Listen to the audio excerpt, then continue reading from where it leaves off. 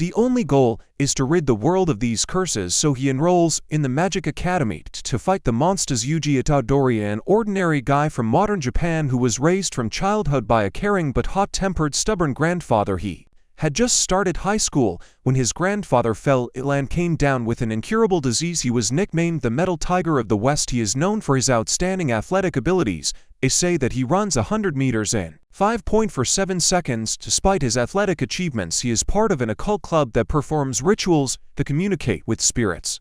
He goes there because he likes to spend time with his two friends Suka Sasaki and Takeshi Ibuki, and every day after 5 p.m., he wants to be free. At 17:30, he drops everything and leaves school to visit his bedridden grandfather in the hospital, who asks him to join a club and start living his life. Grandfather laughs to tell Yuji something about his parents, but Yuji refuses to listen, saying that he is not interested.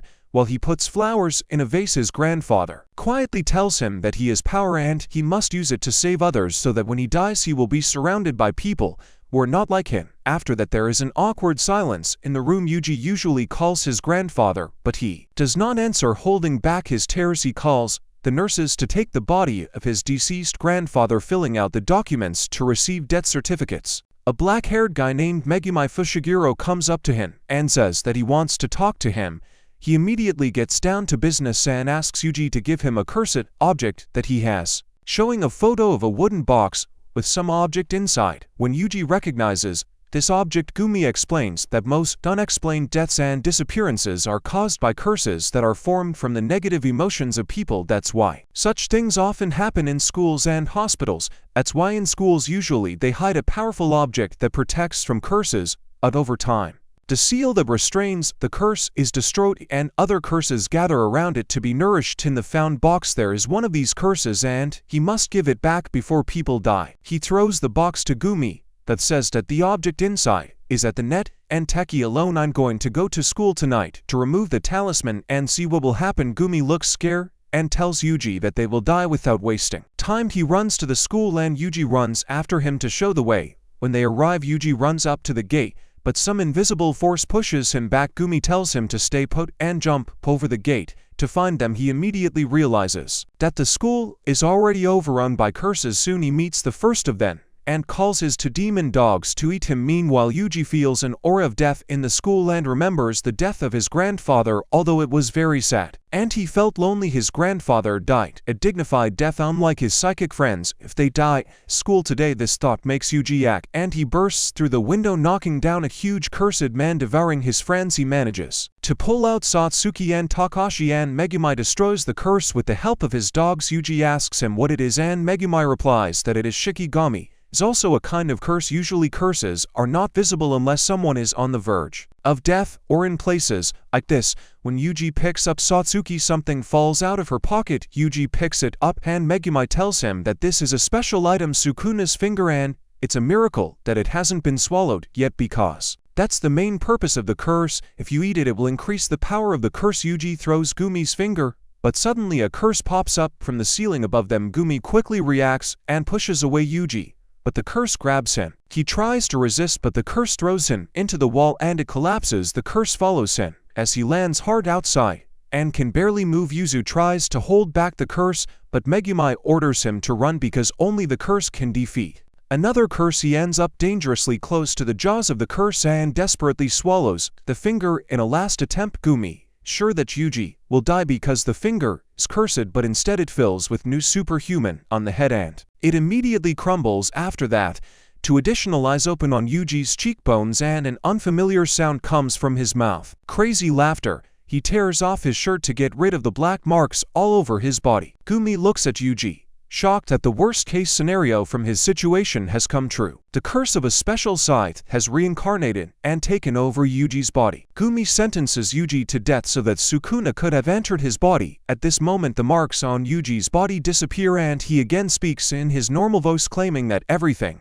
is under the control of Megumi. Does not know what to do when a guy with white hair named Gojo Satoru comes to the scene and removes the blindfold from his eyes to check the situation. He asks Gumi if he found a cursed object of a special class, to which Yuji replies that he ate it. At first he does not believe, but after carefully examining Yuji through the blindfold, he understands that this is true. To check if Yuji is in control. Gojo's curse asks him to give control to Sukuna for 10 seconds, after which Yuji must gain it again. Then he turns his back to him and begins to casually chat with Megumi about the purchases he made on the way here. Sukuna attacks him from behind but ends up on all fours, and Gojo sits on top of him and continues talking. Sukuna attacks again, but Gojo blocks all his movements and slowly counts to children. In 10 years, Sukuna mutters in disbelief that he really can't take over this body. All the marks slowly disappear and the extra eyes close when he sees that Yuji is returning to normal. Gojo slaps him on the forehead, which makes him lose consciousness and picks him up. According to Gojo, if Yuji wakes up without Sukuna's control, he can become something like a vessel. Gumi says that he doesn't want him to die despite the rules of Jujutsu sorcerers, but Gojo promises to do everything possible. Yuji wakes up in a room covered with talismans and Gojo sits in front of him. On a chair, Gojo joyfully tells him everything and finally says that he was sentenced to death, but don't worry since the sentence was postponed indefinitely. Sounds gloomy, but okay. He takes another finger out of his pocket and explains that in total there are 20 such cursed objects for hands Sukuna, 6 of which were found by sorcerers Jujutsu. They can't destroy them no matter what they do because the curse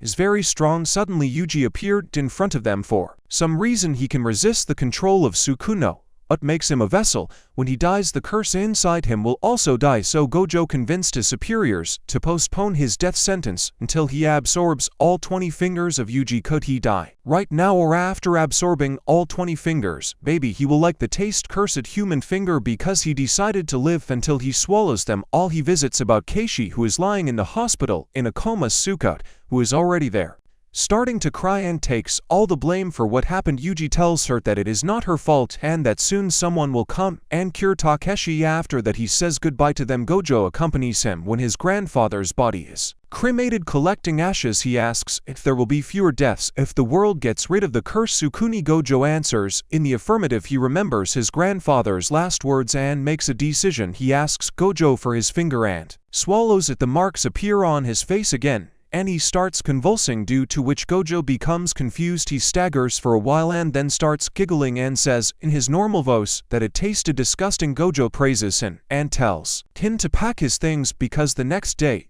they are going to Tokyo. Gumi, who also enters the room, explains that he is transferring to the Tokyo School of Technical Wizardry, one of the 2 educational institutions where they will study in their first year. The school is located in a quiet suburb of Tokyo and is officially considered a private religious institution. On the first day of school, Gojo takes him to the director for an interview. When they leave, a mouth appears on Yuji's cheek and then on his hand. When he tries to close it, Michi is you. Sukuna thanks Gojo for helping him grow up and promises kill him first. Gojo considers in honor that Sukuna chose him and explains that Sukuna was a man who lived 1,000 years ago and terrified the world during the golden age of Jujutsu. Faced with incredible by force, even the most powerful sorcerers could not defeat him. After death, he continues to live in this world thanks to his cursed object. When Yuji asks him who would win in a fight, he or Sukuna, he confidently answers that he. Yuji and Gojo enter a dimly lit room where a man with rough features makes soft toes of Gojo introduces him as the headmaster of the school,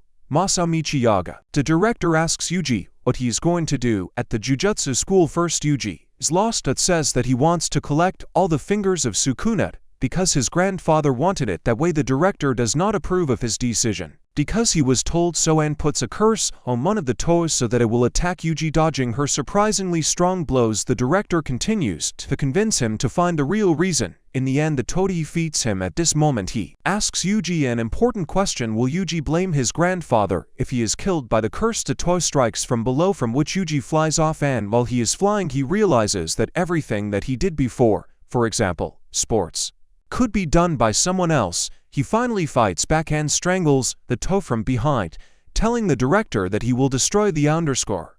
Well, only he can. That's why he wants to do this. Even if he didn't have this death sentence, he would regret for the rest of his life that he did nothing.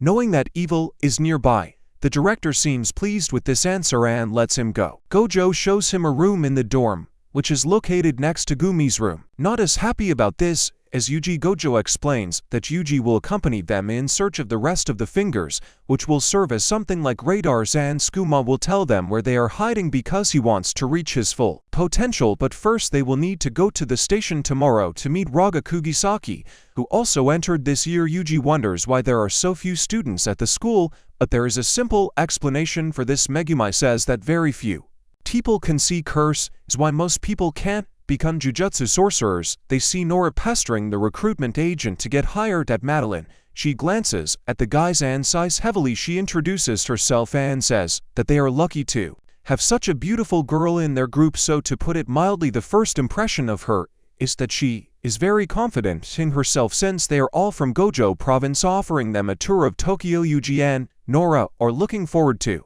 seeing the sights, but there the joke quickly dissipates, and their first stop in Orphan turns out to be a mission to exorcise curses. He sends the disappointed couple to train with the curse as a field test. Although Yuji has the cursed energy, he will need time to learn how to control it, so Gojo gives him a cursed tool called the Demon Killer. Finally, Gojo advises him not to release his godfather on the bar. Perceives this task as a test that needs to be passed as soon as possible. She suggests splitting up.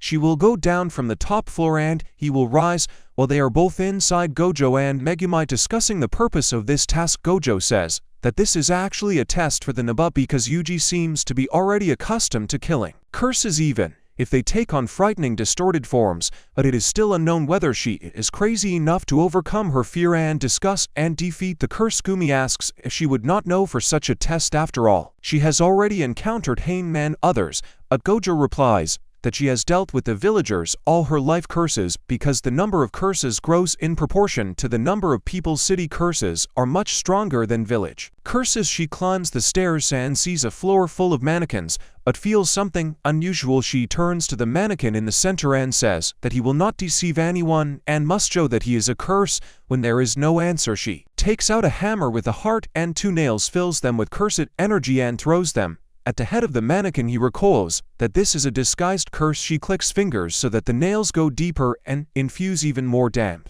energy, and the mannequin's head explodes.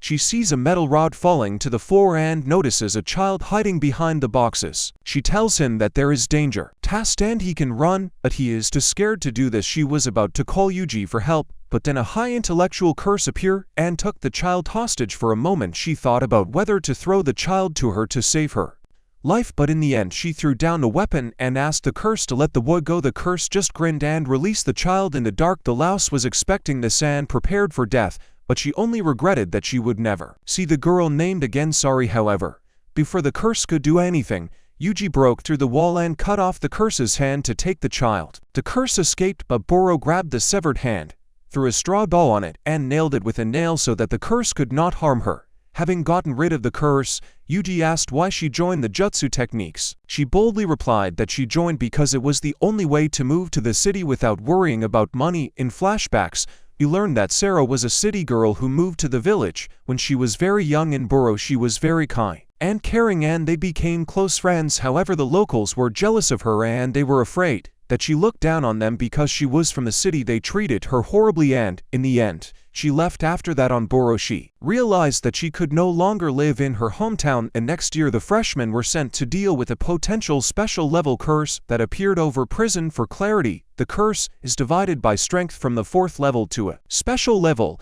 Usually for such a special one that can turn into curses of the highest level, they send a sorcerer, but Gojo left on business, so the task was assigned to the first-year students. They are accompanied by Kiyotaka Izuki, who warns that they should not engage in battle under any circumstances. Their task is to find survivors and help them because there are still 5 prisoners inside the womb. He creates a curtain that hides them from prying eyes, and Megumi calls on one of her dogs to help them discover the curse. They enter a building that should be a 2-story dormitory, but instead they see a huge space filled with curved pipes. They enter a door behind which they find themselves in a huge space created by a powerful curse. They soon find the mutilated bodies of 3 prisoners, one of whom is the son of a woman who is waiting for him to return. Yuji wants to take the body with him to give it to his mother, but Megumi insists that they must leave it till they had a chance to survive. They begin to argue, but Nobara tells them to shut up. Time and place, people, time and place. Shouting at them, she suddenly falls through the floor. Gumi So alarmed he thinks that his dog should have warned them about the curse, but turns around and sees that she is dead and lying on the wall. That's where I draw the line and leave the dog alone. Megumi tells Yuji that they need to run and they can come back for Nobara, but falls silent mid-sentence. A chill runs down his spine.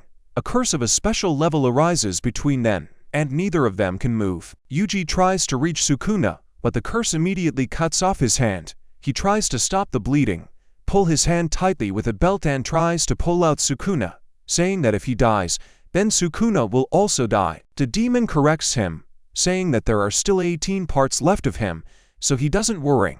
But since he can't control his body, Yuji can do whatever he wants. However, if he lets Sukuna take control, he will kill both Nobara and Gumi before this curse can do this. Having no choice, Yuji tells Gumi to run away with Roe and then give him some kind of signal so that he can pass the baton to Sukuna. Megumi at first refuses, but in the end agrees. He summons the flying Shikigami to escape and releases his demon dogs so that they can find her. In the meantime, Yuji struggles to resist the curse without having the slightest idea how to use the energy of the curse. It is obvious that he is thrown from side to side like a toy when he tries to resist the bursts of energy. The fingers on his other hand begin to crumble and thoughts of fear and regret pop up in his head. He is about to give up when the curse dawns on him arises from human emotions, so he channels all his fear, hatred, and regret into his fist to release the energy of the curse. He rushes at Curse with a fist filled with energy, but Curse simply blocks his blow with his hand. Fortunately, he hears a howl of the divine dogs Megumi and realizes that they have returned safe and sound. He allows Sukuna to take control and Curse immediately notices the change in power and begins to get nervous instead of attacking. Sukuna comes up with a curse, as it were, him to play a prank on Yuji, but realizes that he can't go straight to Megumi because he will just switch back. Instead, he decides to lure Curse out to kill Megumi. However, Curse does not follow him when he politely asks and tries to attack him. He restores Yuji's arms, blocks Curse and begins to brutally attack him. He ends up cutting off Curse's limbs and nails them to the wall. Curse grows new limbs for himself to attack him again and looks very pleased with himself, so Sukuna decides it's time to show him what he can do, and Yuji uses the domain expansion curse technique to create his own men called the Sinister Temple. The curse crumbles into pieces just by the sight of it. Sukuna pulls his finger out of the body of the curse and leaves. Before it completely disappears, he reluctantly tells Yuji that the job is done and that if he wants to switch back he can do it right now. A few moments pass, but Sukuna does not receive an answer. Megumi feels the presence of a special class curse in the 8-part space, so Yuji can only return safe and sound. A chill runs down his spine again, and he realizes that Sukuna is standing behind him. Sukuna mockingly informs him that Yuji cannot switch back, but it's only a matter of time. So Sukuna takes him hostage, takes his heart out of his chest and rips it out because he doesn't need it to continue use this body, but Yuji will die if he switches back. As an extra measure, he swallows the finger he received as a result of the curse. He then decides to kill Gumi just for fun. Gumi believes that Yuji will return as soon as he can, and that although Sukuna does not need a heart to live, it must have weakened him greatly. He decides to make the think that he needs to heal the heart in order to fight him, and then Yuji can regain control of the body. He attacks him as well, hits him with her fists, but Sukuna dodges all his blows as if playing with a child. He summons Orochi, a giant snake, to grab the to Shikigami. Try to attack him, but he immediately destroys the snake and appears behind Megumi to throw him through the entire detention center. New Shikigami flies up to him and helps him land. Having lost his white divine dog in Orochi, he releases a new Shikigami before he is also destroyed. Sukuna realizes that Gumi uses shadows to create his Shikigami. Unlike the usual char technique, he finds it interesting and says that it was in vain that Megumi escaped from a special level curse. He asks why he is risking his life for Yuji, who seems not worth it. Megumi remembers a girl with kind eyes who once told him that if she had time to curse people, she would use it to think about her loved ones. Despite the fact that she was a good person in every way, she suffered tragic and unfair fate since then. Megumi decided to save good people and give them justice in life. That's why he fights so hard for Yuji. He prepares for battle but stops when he notices that Sukuna's marks are disappearing. Gumi tells Yuji that he never regretted that he saved his life even though it was dangerous, because he knew that Yuji is a good person. Yuji, who can control his body again, thanks and says that he and Baro should live a long life while he bleeds a few seconds later. He falls to his knees and dies, but before that, he smiles widely when Gojo returns to the city. Kiyotaka tells him about what happened in the morgue. Gojo suspects that the authorities used the special class curse and its absence to send the freshmen on a mission for which they were clearly not ready, in the hope of killing Yuji because they did not like the decision to delay his death. Verdict: this thought makes him so angry that he wants to kill all his superiors, and per Kiyotaka is afraid of him. To his great relief, a school doctor named Shoko Ori comes into the room and diffuses the situation. She removes the sheet from Yuji's dead body, anticipating how she will dissect him, meanwhile studying Megumi's sketches about the loss of her comrade. A second-year high school student, Maki Zenin, approaches them and counts Kumi out for the fact that he called her by her last name out of respect. She is the best in handling cursed objects. She is followed by two other sophomores for not arriving on time, but invites them to take part in an exchange event between Kyoto schools. Usually a sophomore participates in NN and participates in competitions organized by the directors. Megumi and Naba agree to participate and prepare for the competition. At this time a lot of things happen in Yuji's body. Sukuna sits on a luxurious throne, towering over Yuji, who yells at him for killing him. Yuji tries to hit the underscore, but of course he fails, and Sukuna sits on top of him explaining that they are in his home dimension. He wants to resurrect Yuji, claiming that he wants to see something and remembers how Gumi was preparing for the second attack. He offers to make an agreement whereby Sukuna will resurrect them if Yuji allows him to use his body for a minute after waking up, and will not remember. Yuji refuses this agreement because he does not trust him and does not want him to use his body after what happened last time. Then Sukuna promises that he will not kill or harm anyone during this minute and assures that if an agreement is concluded between Jujutsu sorcerers, then the one who breaks it will be punished. Yuji at first pretends to agree, but then refuses and demands that Sukuna resurrect them without any conditions. They agree to fight each other to the death, and the winner will decide the conditions immediately after this. Sukuna cuts Yuji in half. Meanwhile,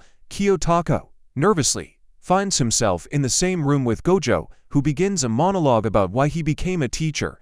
It is clear that those at the top are conservative and cowardly, so he believes that it is high time to start a revolution in the world of Jujutsu. He could kill all those higher up, but the same people would come in their place, and this would cause dissatisfaction with Gojo and he would have no supporters left. Instead he decided train young and promising magicians so that they can make a difference when they grow up.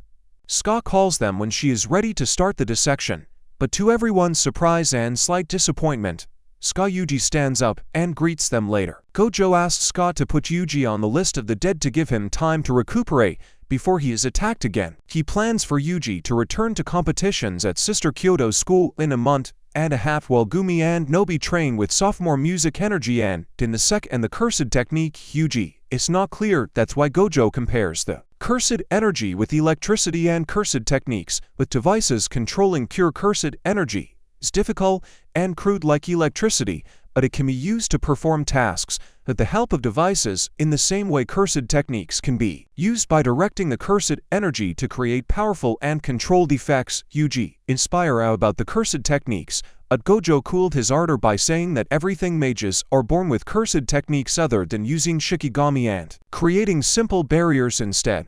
Yuji must focus on integrating the cursed energy into his fighting style. He remembers that he has already successfully done this one day when he encountered a special level curse in the Isolation War, and Gojo suggests that he try again. Yuji hits his palm with his fist, but there is no cursed energy. Gojo explains that he probably created all this cursed energy because in the Isolation War he was filled with negative emotions, but he has yet to learn how to create cursed energy at the slightest surge of emotions and also not waste it when he is overwhelmed with emotions. Yuji will train by watching an endless number of films with different emotions in the company of a cursed corpse doll that will attack him if he stops receiving a stable flow of a certain amount of cursed energy. The first goal is to watch the entire movie without waking up the doll and learn to maintain a stable flow of cursed energy no matter what emotions he experiences. Gradually Gojo will increase the amount of cursed energy the doll needs to keep it calm before leaving. He asks if he talked to Sukuna and if he entered into any kind of agreement with him. The car gets out and tells him to drive on without him.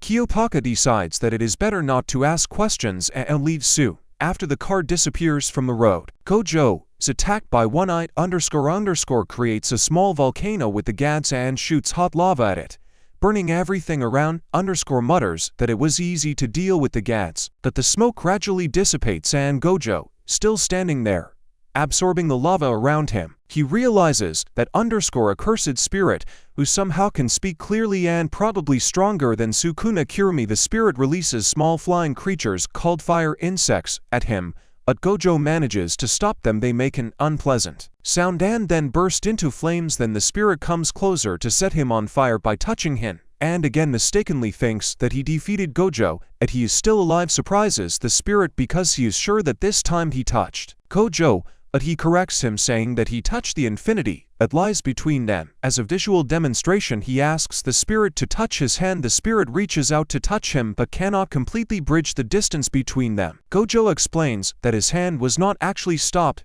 but the closer it gets to him the slower it moves. Gojo closes the distance between them, intertwining his fingers, and then strikes. After this, a one-sided fight begins in which Gojo defeats the spirit until the spirit comes to his senses. After one of the blows, Gojo disappears from the scene to check Yuji, who is completely immersed in the movie, but does not react to the cursed corpse doll even when Gojo talks to him. The doll does not react, which proves that Yuji has learned to control his cursed energy with incredible speed. Is impressed. Gojo takes Yuji to where the spirit is to show him the pinnacle of Jujutsu technique, domain, and expansion. The cursed spirit recognizes in Yuji that Sukuma vessel and wonders what Gojo is up to. It seems the spirit is here to carry out some grand plan, which is to incapacitate Gojo and force Yuji to join him. This makes him suspect that Gojo has already figured out their plans and brought Yuji because he knows that the spirit cannot kill him. However, Gojo denies that he brought him as a brush and claims that he only brought him here for an additional lesson, even hinting that there is no danger because the spirit is weak. This makes the spirit furious and he literally loses his temper. He uses expansion of the domain to draw them into his domain called the Iron Mountain.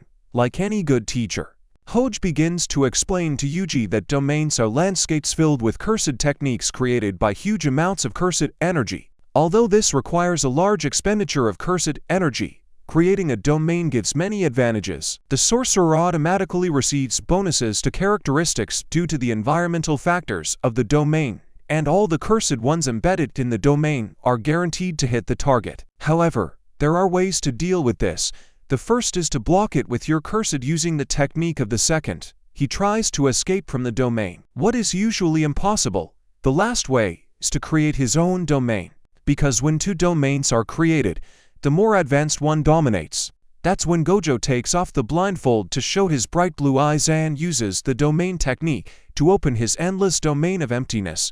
He invites his guest spirits into his inner world of infinity, an infinite space that subjugates his victims into an unbearable feeling of infinity. The spirit can do nothing and essentially freezes in place.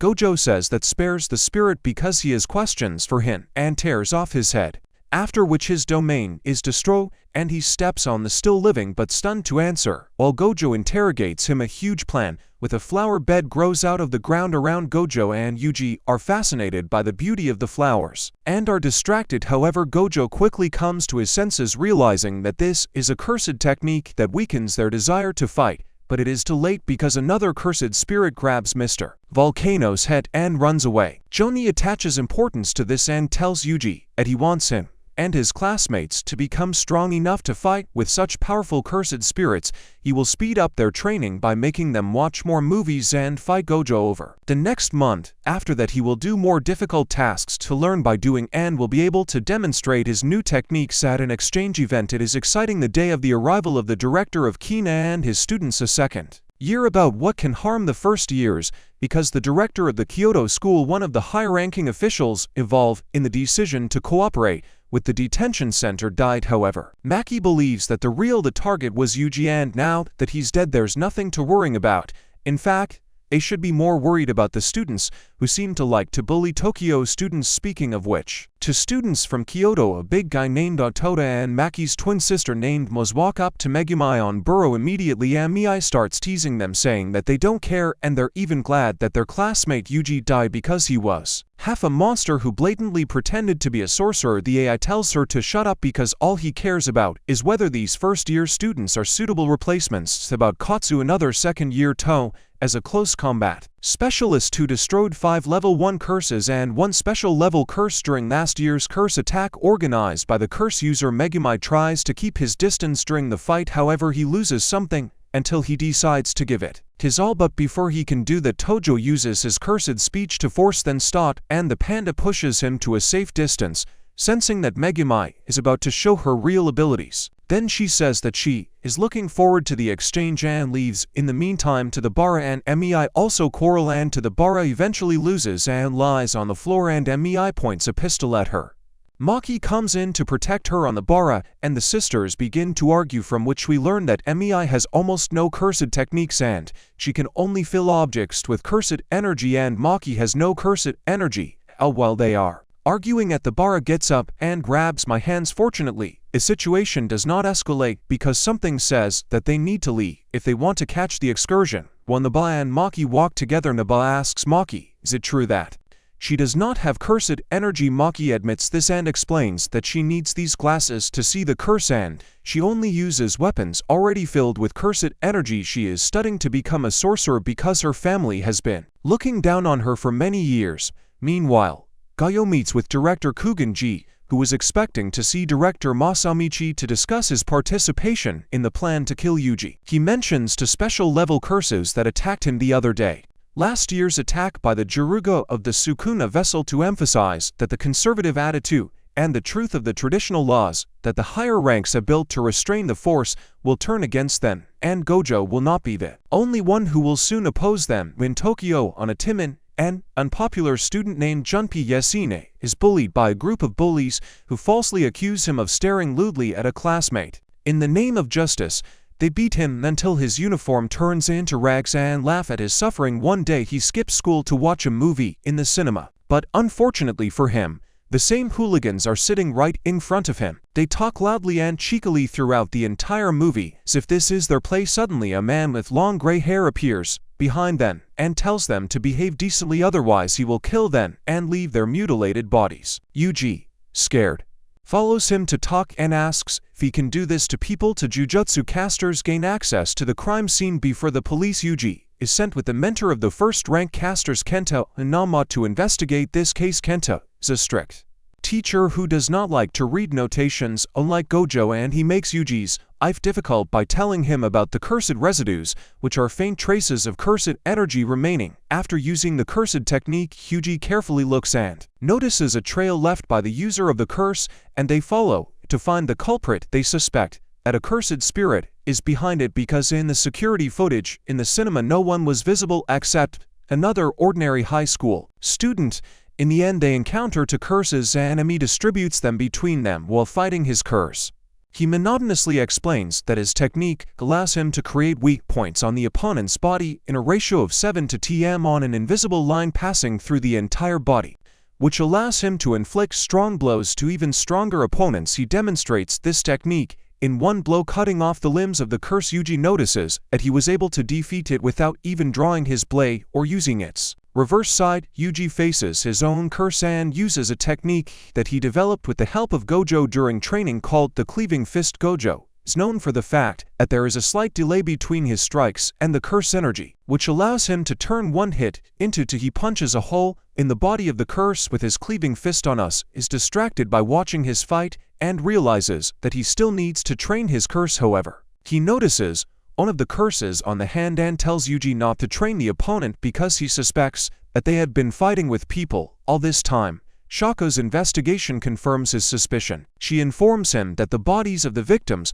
were changed using some kind of curse technique, just like in the cinema. She notes that this technique seems to have changed the nature of their brainstem, which could cause them confusion and allow them to use the cursed energy. In the end, she tries to console Yuji by saying that they died from the shock caused by the serious modification of their bodies, so he did not kill them. After the call, Nanami and Yuji realize that they are faced with a strong opponent and prepare for battle. Meanwhile, the mysterious gray-haired man introduces himself as Mahito and takes Junpei underground to answer his questions. He explains that there are special cursed spirits called potential spirits of a special rank that are formed from the collective fears of people. For example, Bloody Mary and the nine-tailed fox.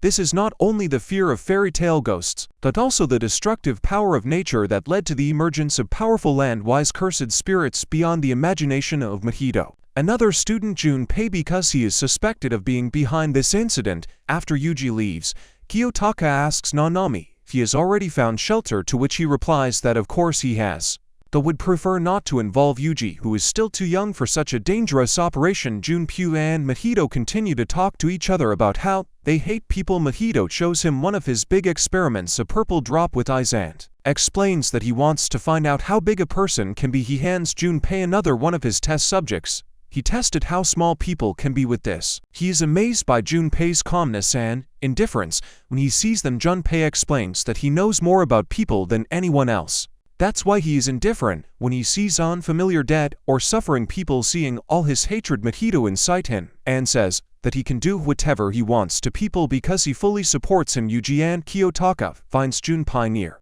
his house. He is dressed in casual clothes, which means he is skipping school. Yuji follows him down the street to wait until they find themselves in a deserted place and launches a low-level curse of not even the 4th rank to check whether he has the ability to Jujutsu.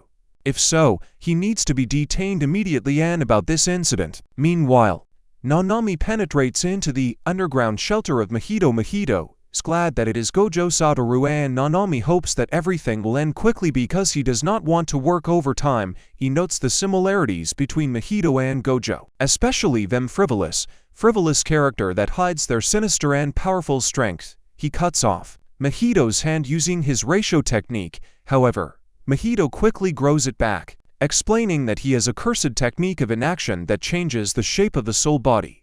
It's just a projection of the soul, and its shape depends on the shape of the soul, so he is not healed. He just maintains the shape of his soul. He shows us several human samples on which he carried out various soul transformations, saying that with ordinary people it is difficult to work because they usually die in the process. He asks if this is the case with Jujutsu sorcerers, meaning what he wants to do to us. Under the experienced rabbit, not paying attention to us, looks at his watch and realizes that it's already 5:30 p.m. and his working day ends in the morning. Therefore, he needs to finish cleaning before this time so as not to overwork. When Junpei approaches the house, he sees one of his teachers who is sitting at the gate. Apparently the teacher was waiting for him and is counting him out for not coming to the funeral of his 3 offenders, calling them friends. This sentence hurts Junpei so much that he remembers all the bullying they caused him, and he is overwhelmed with anger and hatred towards the teacher.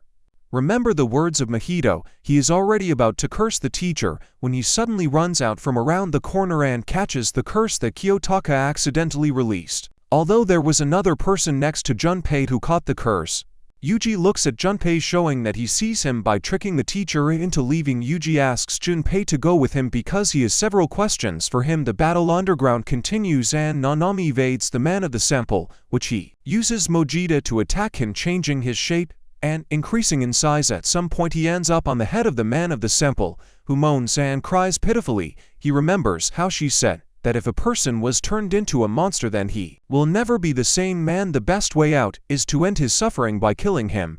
He wipes the tears from the face of a model man and ignores Mahito's ridicule, declaring that he does not allow personal feelings to interfere with his work. But Mahito sees right through him and feels his soul trembling. He takes advantage of the moment when the enemy is vulnerable to take possession of his soul and retreat before he has time to come to his senses and turn into a deer to run away. Fortunately, the soul on us was protected by some cursed energy, but if Mahito coughs him a few more times then he will be able to subjugate his soul. The clock shows 6 p.m. and officially has to work overtime for us. This activates the time-based contract and releases his full cursed energy that was previously deliberately suppressed. He uses his ratio technique on the wall to make it collapse and Mahito as to dodge the falling debris. At this moment Nanami suddenly appears in front of him and cuts off his leg. Then he says that it is time for him to leave and they can continue They survive. Meanwhile, Yuji fights with Junpei and Dao but cannot get to Ketaki's cell because he is busy catching another free curse. Junpei carefully watches him, notices the spiral pattern on the buttons and remembers that Mahito told him to be friendly with those who wear such buttons because they are Jujutsu sorcerers. Yuji loses patience and decides to interrogate him. Himself, he asks if he saw anything strange in the theater before the murders, but he denies that he saw and says that he began to see the curse only after the incident. Yuji is satisfied with his answer and asks if they can wait for his boss to ask more questions. Believing in his innocence, he begins a conversation with Junpei to get to know him better. They discuss films because Junpei loves movies and Yuji was forced to watch a lot of films during training. While Junpei enthusiastically talks about a horror movie to him, Mom comes up and asks who this guy is, to which Yuji enthusiastically replies that they just met, but he hopes that they will become friends. He stays for dinner and begins to tell funny stories about his childhood and school days, which Junpei's mom finds incredibly funny and cannot stop laughing, or maybe just because she drank too much. This woman literally hands Yuji a plate and asks him to do something funny, and somehow this crazy guy ends up showing a scene from a movie that Jun really likes. They discuss this a little and then decide to watch a movie together, after which Yuji leaves. But that same night and the next day a misfortune happens and Yuji tells us that Junpei's mother died. He doesn't understand at all how this could happen. After all, yesterday she was completely fine on us. She tells him that someone left on the table on which she slept one of the unsealed fingers of the underscore, and this attracted a bunch of damned spirits. One of them ended up killing her.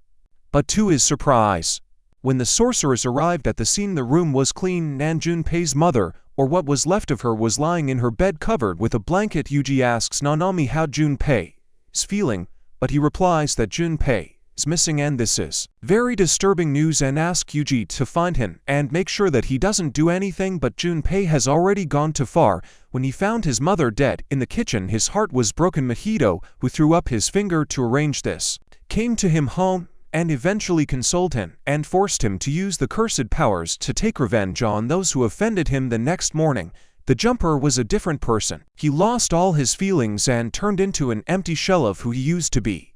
He slowly approached the school, shrouded in a mysterious dark dome, and entered the assembly hall, where the high school students received awards for their achievements. All the students in the hall were unconscious, in addition to the one who mocked him, and the teachers who saw this but did nothing to protect him. He passed past the unconscious students and the teacher who tried to stop him. But Junpei was tired of being a weakling and rose to the level of a tough guy. He walked up to the high school student and asked if he had left his finger at his house, but he clearly did not understand what he was talking about. However, Junpei decided that he had had enough of this world and all its vile inhabitants and was ready to end this fool. He pierces the high school student with his damn skill and his hands are immediately covered in poison. His whole body is weakening and his face is covered with blue spots, while Junpei approaches him and hits him right in the face. The elder falls to the floor and Junpei continues to beat him half to death, saying that he will still die regardless of whether he is involved in the murder of her mother or not, because he has already caused him enough pain for several lives to come. He uses his powers to lift the elder, strangling him. But suddenly the gate opens and Yuji enters the hall, orders Junpei to stop.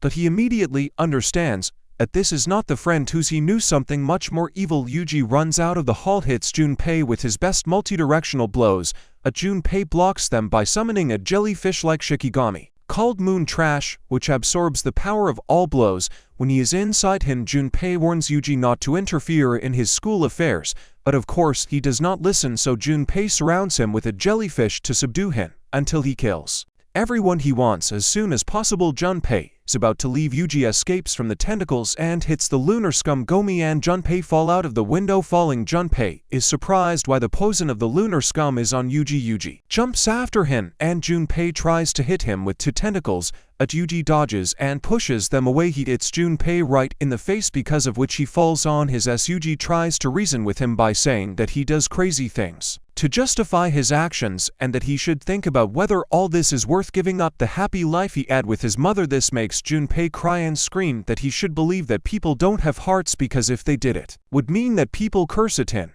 and his mother with these hearts. He releases two tentacles towards Yuji, which to Junpei's surprise takes a hit to himself. He apologizes to Junpei for what he said earlier without thinking about his feelings, and Junpei asks him to enroll in a Jujutsu school where he will undoubtedly receive help from talented students and teachers to become stronger and find the one who cursed his mother. As soon as Junpei is about to give up, a virgin hand in a tentacle appears in front of them. Yuji screams at Junpei to run away, but he stands still and tries to say to him that Mahito is a good person. Suddenly, he feels Mahito's cold hand on his shoulder and his heart skips out. Deep Mahito grins that Yuji is as stupid as everyone else and uses idle action to turn him into an ugly gray curse. After that, he lets go of Yuji to begin the second round of their battle. Yuji is not going to fight him but instead grabs Junpei, who screams for Sukuna to help him, promising to do anything in exchange for the fact that Sukuna will return Junpei to his normal state. Sukuna categorically refuses, and the only thing Yuji feels at this moment is the laughter of two evil curses. Damn! Junpei grabs Yuji by the jacket and asks why and then falls dead in a rage. Yuji hits the laughing Ma, who is surprised to see that he is bleeding after the blow. He wonders how Yuji could hurt him like that. A simple technique, and understands that Yuji must have learned to see souls and attack them directly because the soul of Sukuna is constantly inside him. At this moment, every cell in Yuji's body wants to kill Mahito. He strikes Mahito with a series of blows, but he dodges, flying on his wings. The good news is that Yuji has infinite patience and he will attack Mahito until he gets hit, but the bad news is Mahishe go on the offensive and turns his hand into a deadly weapon. Yuji has to leave the building to avoid the blades, and he grabs Mahito's arm, which is stretched out too far, and pulls it, hoping that Mahito cannot stretch out even further. Suddenly a sharp pain pierces his arms and he realizes that Mahito's arm has grown spikes. Instead of letting go like a normal person would do, he pulls even harder until Mahito falls to the floor. He hits the ground, raising a cloud of dust, and uses it to approach and hit Mahito in the stomach. At this moment, Mahito releases long spikes from his stomach that pierce Yuji right through. He is angry at Yuji for not turning into a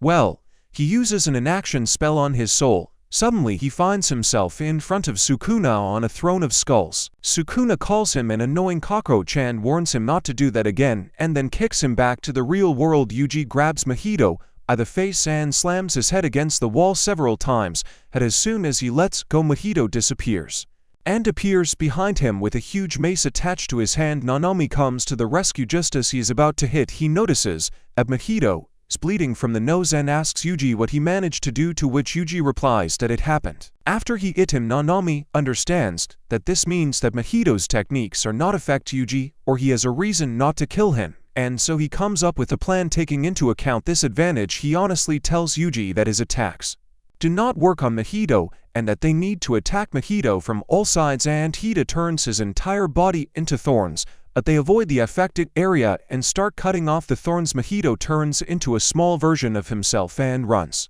away in another direction. Then Yuji and Nanami come to the conclusion that he is accumulating curse energy before changing form. Mahito spits out a bunch of transformed people and releases them on Yuji. Disgusting. Yuji has a hard time dealing with them because he can't get rid of the thought that they are people when they beg him to play with them and kill them. Meanwhile, Mahito deals with Nanami and quickly pins her to the wall. He out loud states his ideas to transform Yuji and use him against Nanami, but he is interrupted by Yuji, who attacks him from above. Mahito, surprised because he didn't expect that Yuji would kill the transformed people. They use this to attack him, and he will have enough time to change form with no other choice. Mahito expands the domain to catch Nanami, and Yuji remains helpless. Nanami understands that now he is in a hopeless situation because he is not can avoid the touches of the matched as usual, because all attacks within the reach of the sorcerer are inevitable. Having reached this dead end, he remembers how for years ago he gave up Jujutsu witchcraft because he hated the fact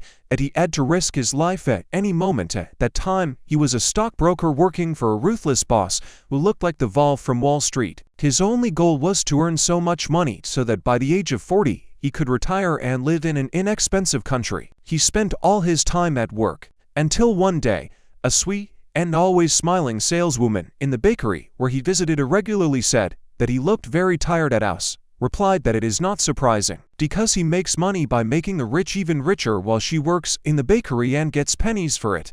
After hearing this, she admitted that she was constantly tormented by pain in her shoulder, and Nanami realized that it was because of a weak curse that she probably held back in herself. He told her that he always wondered why he was paid so much for what he did. The rich or even richer, while she working in the bakery earned so little. After that, he raised his hand and made a horizontal swing to remove the curse from her shoulders, and she immediately felt better. Like when he left the bakery, the woman happily thanked him, and this made him call Gojo and return to the Jujutsu school to find the meaning in life. The memories of this make Nanami look satisfied, and he gives up ready to die at the hands of Mahito. However, Yuji destroys the domain from above and bursts inside. Sukuna wakes up and instantly deals a fatal blow to Mahito for daring to touch his soul. After a warning, this destroys the domain since Sukuna has already spent most of his energy on expanding the domain. Mahito uses the remaining energy to turn into a bloated. Yuji delivers a powerful punch with his fist that will surely cause a lot of damage, but as soon as it hits Mahito, he bursts like a balloon and crawls into the sewer like a snake. Minami immediately calls for reinforcements to surround the area, but Yuji suddenly falls to the ground, unconscious from his wounds. Minami takes him to the Jujutsu school to rest, and they discuss the events in the morgue. Nanami thanks Yuji for saving his life during the expansion of the domain, but Yuji says that it was not he who saved him and Sukuna who attacked Mahito due to the fact that he accidentally touched his soul when he entered the domain. Moreover, he cannot come to terms with the fact that he killed innocent people and deprived them of their well-deserved death. Nanami advises him not to think about it too much because it is impossible to know what kind of death is suitable for each person, but death is inevitable for everyone. His only concern is to be a reliable ally for his fellow Jujutsu sorcerers. Meanwhile, Mahito is resting in the best damned shelter with Mr. Volcano and Jitsu, the organizer of last year's terrorist attack at the school of Jujutsu. Mahito reports that after he touched the soul Sukuna, he is sure that they should follow Jitsu's original plan to collect all the fingers and give them to Sukuna, even if this could destroy all existing cursed spirits, including themselves. Mr. Clan head Lantimorto doesn't mind because the curses will definitely return as long as Sukuna is around, and their only goal is to return the curse to the status of superior beings over people. Yud seems glad to hear this and says that the first thing they should do is return the 6 fingers that the Jujutsu technique already has because they don't want to give them up. Yuji will not yet understand how much he can withstand, and there is another alarming possibility that they will simply kill him. He assures that his plan is already in action in Jujutsu technique. The day of the exchange between the Kyoto schools comes, and Yuji is very happy to return to his friends who are mourning him, although Nanami thinks that seeing him alive will be quite surprising. The half-mages of the first rank arrived at the main gate and defeated the students of Tokyo. As usual, Gojo appears late with a cart and souvenirs for the students of Kyoto, handing them souvenirs with talismans. He shows the cart to the students of Tokyo and opens it to show the living and healthy Yuji. Yuji takes a spectacular pose and is delighted, looks at Megumi's joyful faces and at the bars, but sees that they are alarmed. Gojo returns the cart back to kill his students and introduces him as a vessel for Sukuna, but even they are too distracted by the souvenirs to pay attention to him. Yuji is already thinking about actually dying when Nobara and Megumi come up to him and demand an explanation, and Nobara can barely hold back his tears.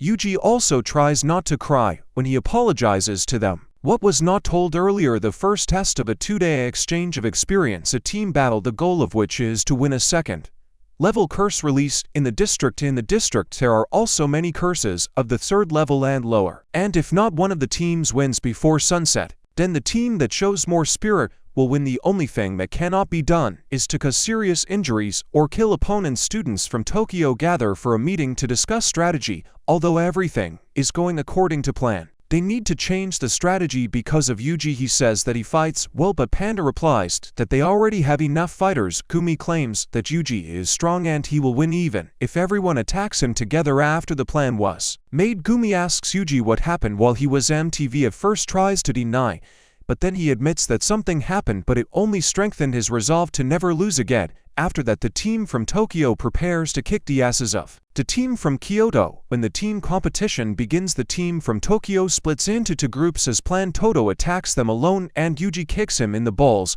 while the others split into 2 groups led by Pandas and Megumi. The idea is that Toto is strong enough to defeat the whole team at once, so they sacrifice one member of the team, and the rest run away As soon as everyone moves away, Yuji lets him go, but to the surprise of Todo does not react to the unexpected attack. Todo punches him, and he flies to a tree, and Todo begins to punch him in the face until he loses consciousness. Happy with his victory, Todo prepares for the next fight, but Yuji rises to his feet, impressed. He is trying to understand what kind of person he is and asks what kind of girls he likes. Yuji is tired of this question, but proudly answers that he likes tall girls with big breasts. He immediately understands that Yuji is a cultured person and imagines an alternative universe where he and Yuji are best friends who together experience the rejection of beautiful girls. This scene touches him so much that he begins to cry and calls Yuji his best friend. Suddenly, they start talking to Yuji. Bullets rain down, but he dodges thanks to his lightning-fast reaction. While the man continues to shoot at him, the swordsman Maiwa attacks him, but he also dodges. He finds himself surrounded by members of the Kyoto team and realizes that they want to kill him. Everyone freezes in place until a bang is heard, and somehow Yuji and the archer change places.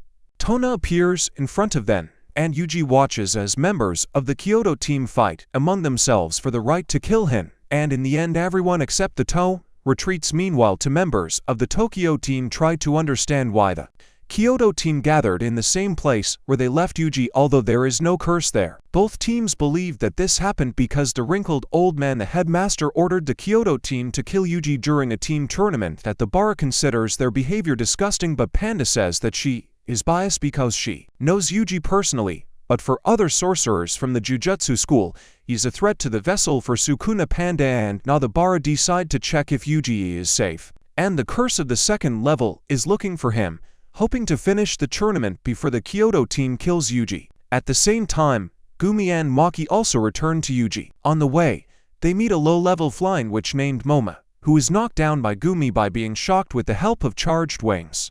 Then he crosses blades with Kamo and Maki, with Maki howl to find out about their intentions to kill Yuji. Kamo mockingly denies the accusation, but Meiva confesses to Maki, when they are alone, that she is against killing Yuji unlike her teammates and only wants to win the tournament to get a good recommendation for promotion because she is tired of being poor. Maki likes her relationship and they agree to fight fairly in the spirit of the tournament. Meanwhile, Yuji and Tone fight, and Yuji manages to survive thanks to his agility and enormous strength. Despite being less impressed by Tone's height with his abilities, he gets angry when he notices his strange fist and calls his slow cursed energy a bad habit that makes him weak. Yuji gets angry at this and begins to fight him even more furiously, blocking all of Tone's punches including one of his right hooks, which Yuji immediately counters with a left. With a hook, this technique shows that Yuji has already become stronger since the beginning of the fight. Yuji knocks him down and he falls with a smile on his face. Yuji sees this as an opportunity to hit him with his fist, but so manages to dodge and hits him with his head. Then they start real sparring, and so explains that although his unusual fists can confuse weaker opponents against strong spirits, they are useless, therefore he needs to get rid of this delay by discarding the typical idea that his cursed energy originates from the negative emotions in the stomach that must flow into his fists before he can use it. Instead, he must understand that his cursed energy exists in his body and soul. This discovery awakens the cursed energy in Yuji's body, and they again engage in battle with Tota, hoping that Yuji will survive and continue his path to absolute power. Elsewhere in the forest, the panda and the Bara are cornered by Moma, who comes to her senses after being electrocuted by the pine cones, and Gumi at the bar begins to mock her, which makes Moma very angry. Suddenly a beam of cursed energy knocks the panda down, and a strange guy from Kyoto named Mikamaru appears from the shadows, assuring Naru that the panda is not dead because he is a corpse. Mom stops him because she wants to deal with Tanaba herself. Tanda says that he is fine and tries to hit Mikamaru, but he turns out to be unharmed. Mikamaru activates his sword option and many appear on his right hand, rotating blades with which he attacks the panda. Panda barely has time to dodge and tries to size up his opponent, including the fact that he specializes in ranged attacks. He asks what his rank is and thinks that he is about the second rank, but says that in fact he is about the first rank. Mikamaru uses powerful attacks over a large area, but quickly switches to targeted attacks to hit the panda's core. Because every damn corpse has one, Tanda begins to throw punches and kicks to defeat Mikamaru and does pause to say that he realized that the robot is not a cursed corpse like him, but an artificial body controlled by Mach Jujutsu. The panda's guess is correct, and Nekomaru says that his real body is in Van because he was born with exceptional abilities, but he does not have a right arm and both legs. His skin is so sensitive that it even burns under the moonlight, and he is constantly in pain. He is angry that a cursed corpse like Panda can calmly walk under the sun, and he has never had such an opportunity. By saying this, he concentrates a huge amount of energy in his second ultra, and the panda has no choice but to take the blow, because he knows that the bar will come under fire if he returns. Nekomaru thinks that he destroyed the panda by shooting him with fire. That the panda appears from the smoke in the form of a giant gorilla with tusks. Nekomaru does not understand what happened until the panda explains that he is an unusual damned corpse and the best Masamichi created. He has not one but 3 cores. Only one of the cores acts as the main one and determines the shape of his body. Usually his core is his own core and it takes the form of a panda to emphasize balance, but his sister's core is shy and does not have its own form, and his brother's core takes the form of a gorilla to emphasize strength. Mikomoru's beam hit his sister's core, and the second Ultra Posh exhausted brother Panda uses his new recruit Mikomoru to fly to the roof of the building using his special ability, Unblockable Drum Rhythm, that completely damages me. Komaru's right arm Panda continues to fight in close combat because he has an advantage there, but Mikomaru manages to break free by throwing a tile in his face to distract him somehow. As soon as he creates enough distance, he uses his cannon for the last time to hit the panda in the place where the most cursed energy is concentrated, believing that this is his core. However, Panda grabs Mikomaru's hand and surprises him again, revealing that he can fake the location of his core by changing the cursed energy of his body. Finally, he punches Mikomaru in the face and defeats him. After the fight, Panda tells Mikomaru that he never truly felt like he belonged among other sorcerers because they are all people, but he never envied them. He reminds the mind that they should not be enemies, and that if he ever wants to achieve something, Panda will help him. His words resonate with Mikomaru, who admits that he always felt like alienated from his comrades, and that the only thing he ever wanted was to really go with them. He asks the panda if he will help him after seeing his real mutilated body, to which the panda replies that he is in no position to judge people's appearance because he is a real panda. After this, Mikomaru leaves the tournament feeling a little happy, while this fight between Maki and Chame is amazed by the incredible strength of Maki. She remembers how Mei smugly told her that Maki's weak and forever will be stuck on the 4th level because she has no cursed energy, but now she is being beaten by the so-called 4th level mage. Miyu could not attack because Maki constantly attacked her with a long sword that she could turn 360 is such a tight space. In the end, Maki knocked her down with one blow and sent her into a shallow stream. She tries to stay away from Maki. Use her ability Simple Domain to disarm her. Maki understands her plan, breaks her spear and throws Miyu away, or flex the blow, but does not expect that Maki will throw at her an unexpected weapon. An unexpected element allows Maki to push her away from the domain zone and eventually disarm her with an Aikido move, ending the fight. Meanwhile, on the bar tries to keep up with Moma, who flies on her broom and constantly attacks her with strong cursed energy until she comes to her senses after one of them. So Moma gets off her broom and hits the bar in the face, which makes her very angry. Moma takes the opportunity and begins to give her a lecture about how the sorceress not only requires skill from women, but also an impeccable appearance.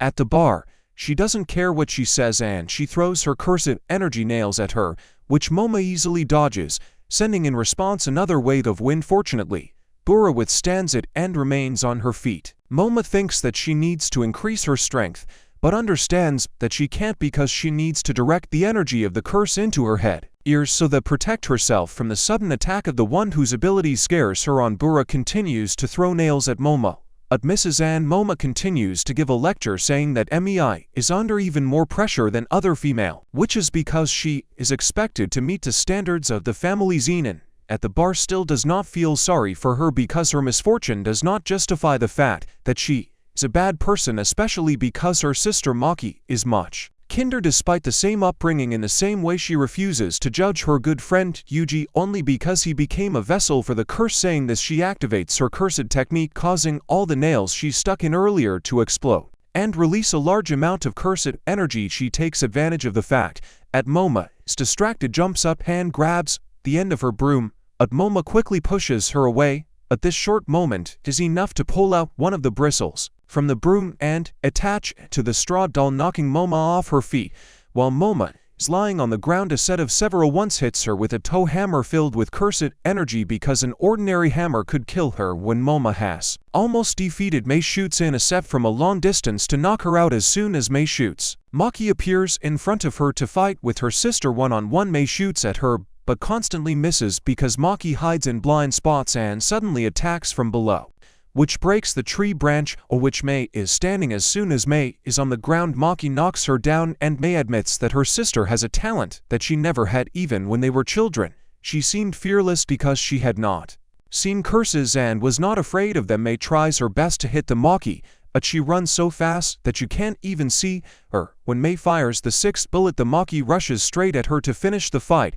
while Mei reloads the gun. But Mei creates a seventh bullet with the help of her curse technique, which spends all her energy to shoot at Maki at point-blank range. However, Maki simply catches the bullet with her bare hand and decisively ends the fight. MK cannot help but feel sorry for herself, because although her sister was rejected by the family due to the lack of cursed energy, she is the one who is superhuman. Maki left the family and became strong, admitting that she never wanted to become a sorcerer and would not happy if she just did household chores, but felt like she had to follow in Maki's footsteps because she has cursed energy. Maki replies that if she didn't get stronger she would hate herself. She apologizes to Mei before leaving. Elsewhere, a fierce fight ensues between Megumi and Komo. Komo continuously shoots cursed energy arrows that seem to have their own will and can bend at an angle. Gumi grabs one of them and sees on the tip traces of blood, which leads him to believe that Komo's technique is a manipulation of blood that allows him to control his blood and objects in contact with it. This explains why arrows do not behave according to the laws of physics. To Gumi's surprise, Komo shoots the last arrow at the ceiling and uses it as a distraction to get close to Megumi and inflict a strong blow on him. Megumi does not have time to defend herself with her tonfa and is amazed by his strength, which has become much greater than before. He understands that Komo is using his technique, manipulation of blood, to increase their physical strength by changing their heart rate and other cool things. They continue to fight in close combat until Komo breaks both tonfas of Gumi. Komo relaxes a little and says that he wants to kill Yuji not because director Kugan ordered it, but because he considers it the right decision. As the head of the Komo family, he tries to convince Megumi that they are the same, but this upsets Gumi, who says that he has broken all ties with the Zenin family. Then Gumi orders one of his, the frog Shikigami, attacks Komo from behind, which causes Komo to turn around, but the Shikigami disappears. He immediately turns to Megumi, but it's too late because Megumi has already summoned his newly appeared Shikigami giant elephant. He creates a huge wave of water that knocks Komo's legs. Then Gumi summons a new one, which shocks Komo while he is in the air. But he quickly comes to his senses, remembering his mother, and throws a bag of blood at Nova to use manipulating blood and tying it up when the climax of the battle arrives. A deafening noise and thick brown roots erupt from the ground, writhing like snakes, heading towards them. A Toga who is running on a nearby roof uses his cursed speech to order them to run, and it instantly affects them. The high-ranking officials, who were calmly watching what was happening, are immediately notified of the riot and finally lift their asses out of their chairs to intervene. However, when Gojo and the others get there, there is already a curtain installed there. Gojo throws back as soon as he touches the curtain, but strangely enough Yuta Hein can easily walk through it. Gojo guesses that the curtain was created by a very powerful curse user to block Gojo, but allow their wizards to move freely. He tells them to move on without him, while he tries to destroy the curtain. As soon as they enter, they are faced with a bald weirdo with an axe. Gaku Ganji takes this as a challenge to his bald status weirdo and pulls out an electric guitar out of nowhere to fight him. Meanwhile, Megumi Togiike finds himself face to face with the same special class curse that attacked Gojo, named Hanami. Hanami does nothing but stares at them for a while, so Megumi breaks the awkward silence trying to call Gojo, but the spirit suddenly rushes at him and breaks his phone. Hanami stops Toga with his cursed speech, during which Komo is used manipulating blood to create a spinning blade and strike, but it has no effect on Hanami. New tries to shock him, but Hanami dodges the strike and then strikes but to hit and rolled Megumi, but even this does not leave any scratches on him. Suddenly Hanami begins to speak in an incomprehensible language, but somehow They understand him. He says that his only desire is to protect nature, which is tired of people and can no longer coexist with them, so he will destroy people to give nature time to recover. Toga uses his cursed speech so that every time Hanami approaches them he retreats, but each time it becomes less and less effective. Megumi sends nudes to attack Hanami expecting that Toga will freeze him.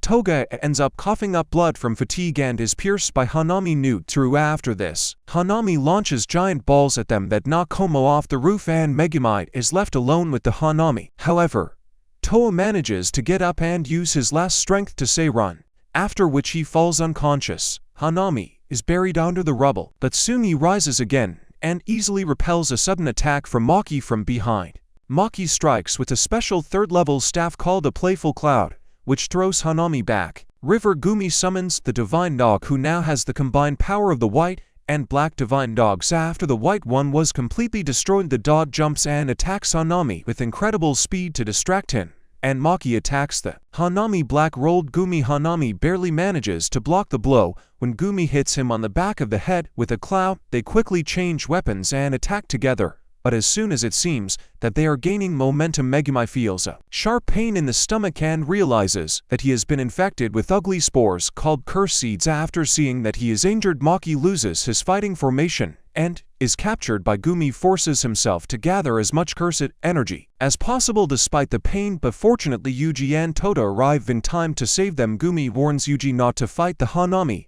but Yuji looks at him with a carefree smile to assure him that everything will be fine. This reminds Gumi of how he looked before and he decides retreat with the panda who is carrying the Maki. As soon as they leave, So takes a step back and, as usual, tells Yuji that he will not interfere until he shows something called a black flash. Yuji first splashes water to hide his movements and throws stones at Hanami to distract him, and then quietly approaches and delivers several roundhouse kicks to Hanami. Toda notices that Yuji is worried about his wounded friends, so he intervenes and slaps him in the face to keep him focused and reminds him not to let anger interfere with his performance.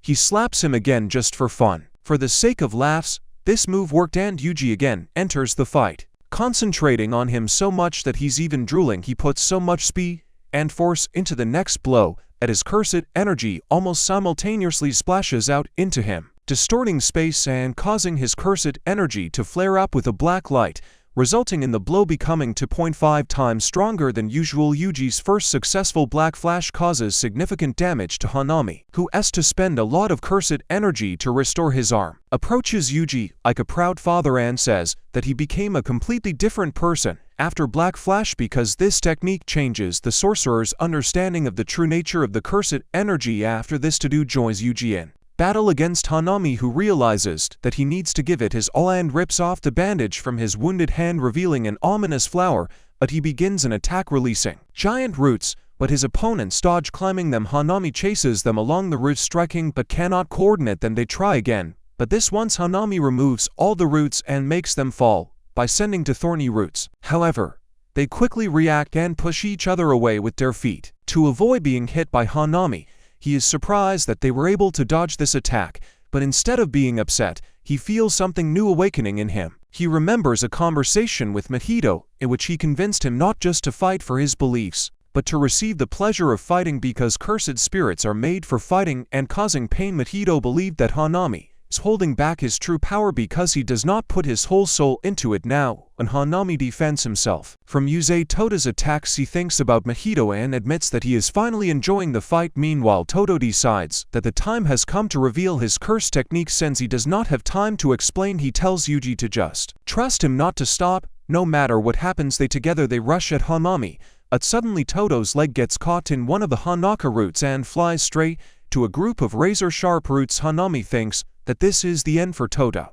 but his ears are ringing and he feels himself being pierced by his own roots. Yuji in shock sees that Todo standing next to him. That's when Toda reveals his curse technique, which he poetically calls Boogie Voodoo, allowing him to switch places with someone else before Hanami has time to understand what is happening. They again rush at him to attack and something confuses him, constantly changing your positions. They deliver several blows to Hanami, who understands that now he is in a hopeless situation. He sees Yuji coming at him with a direct blow and knows what will happen next. Yuji is completely focused and delivers 3 black blows in a row. He uses his fourth ability, At this time Hanami tries to counterattack, sensing something is going to happen. Clap your hands and switch places with him. However, Yuji remains in place even after the clap and then realizes that Hanami fell for his trick. Deciding that clapping his hands means activating his cursed technique, Yuji uses his fourth ability, Iro, and he is the only one of all the magicians who has done this so many times. Hanami gradually gets used to this technique and attacks immediately after they change places, but after all these black flashes, he has so little cursed energy left that he can barely stand on his feet. Now he opens a giant bud on his shoulder to show a cluster of cursed buds. He simultaneously shoot at them, and something claps his hands to switch places with Yuji and Hanami, exposing himself to the blow of the curse. This makes Hanami realize that Thoth's technique does not allow him to switch places with someone else. Thoth surrounds his body with a layer of cursed energy to protect himself from the cursed buds. But remembering how the buds on Gumi's wound grew, he realizes that the cursed buds cling to the cursed energy. At the last moment, he removes all the cursed energy and all the buds bounce off of him. Angered in the Hanami, they continue to strike at the weaker cursed spirit, and he decides that it's time to use his cursed technique in full force. Boogie Woogie not only allows him to swap people's places, but also objects with cursed energy, so he swaps Yuji with a special tool. Playful Clown, Mayumi told him where the sword is hidden and that the branches on Hanami's face is weak. Point of tone hits Hanami in the face with a cursed weapon, but this is not enough to defeat him. As a last resort, Hanami touches the ground, and suddenly all the trees around them know. He explains that his left hand can absorb the life force of plants and turn it into cursed energy, that the bud can use flower so that the tone cannot escape. He decides to use the domain expansion technique, but before he can say the words, the veil over the campus's list of priorities. Exchanging glances with Shuji, he admits that his skills have improved significantly after the team tournament and assumes that this is due to the influence of the tone.